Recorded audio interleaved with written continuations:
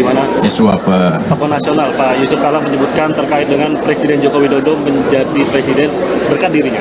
Tapi ditepis, dan kita tahu bahwa saat ini demokrasi di negara kita juga terus dijunjung dan pemilu juga berkaitan dengan demokrasi dipilih oleh rakyat. Tanggapannya bagaimana, Mas? Ya, baik, terima kasih untuk pertanyaannya. Pak JK itu senior saya. Pak JK itu mentor juga. Beliau sudah sangat berpengalaman. Beliau banyak kiprah dan kontribusinya untuk negeri ini, terutama di daerah-daerah konflik. Jadi beliau itu adalah teladan untuk kita semua, dan ya saya sangat berterima kasih sekali untuk masukan-masukan dan juga evaluasi dari Pak JK. Pak JK itu idola saya.